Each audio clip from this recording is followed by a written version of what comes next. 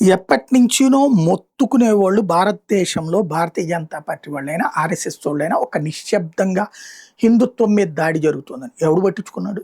ఎవడు పట్టించుకోలా. చివరికి ఇవాల్టి రోజున పరిస్థితులు గ్రహించాక, ఏదైతే లవ్ జిహాదులు, ఒక సాదిక్ గాడి లాంటి ఉదంతాలు చూశాక ఒక సీరియస్ ఫీలింగ్ అర్థమైంది. ఇవాళ బీజేపీ అంటే ఇష్టం లేనోళ్ళు కూడా హిందుత్వ విషయంలో కాంగ్రెస్సో, కమ్యూనిస్టులో, కాక్రోచ్‌లో వీళ్ళందరిని చూసి బీజేపీని ఓన్ చేసుకుంటున్నారు. బీజేపీ మీద ప్రేమతో కాదు. రేపొద్దున నా బిడ్డలు ఏమవుతారో ఇక్కడ ఈ విధంగా జరిగిపోతే అన్న భయంతో హిందుత్వం ఉండాలని కోరుకుంటున్నారు. ఇది ప్రపంచవ్యాప్తంగా వివిధ దేశాల్లో జరుగుతుంది. ఫ్రాన్స్‌లో ఆర్ఎస్ఎస్ లేదు. కెనడాలో ఆర్ఎస్ఎస్ లేదు. అమెరికాలో ఆర్ఎస్ఎస్ లేదు. జర్మనీలో ఆర్ఎస్ఎస్ లేదు.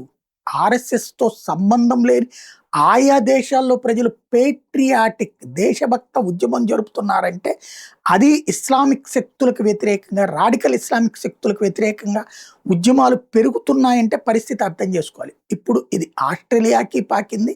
సమసమానత్వం చూపెడుతున్నాం అనేటటువంటి చోట్ల కూడా ఈ మధ్యన పేట్రియాటిక్ ఉద్యమాలు జరుగుతున్నాయి. మెల్బోర్న్ ఎయిర్పోర్ట్లో యూనిసెక్స్ టాయిలెట్స్ అని ఆడామగా ఇద్దరు కలిసి టాయిలెట్కి వెళ్లేందుకు ఒకటే ఏర్పాటు చేసుకొచ్చారు. అదే ఇస్లామిక్ ప్రేయర్ రూమ్స్కి వచ్చేటప్పటికి ఆడవాళ్ళకు ఒకటి, మగవాళ్ళకు ఒకటి పెట్టడం ఏంటి, మరి అక్కడ యూనిసెక్స్ ఉండదా ఏంటి అన్నటువంటి పాయింట్ని అక్కడున్న ఈ పేట్రియాట్స్ రైట్ చేసుకొచ్చారు.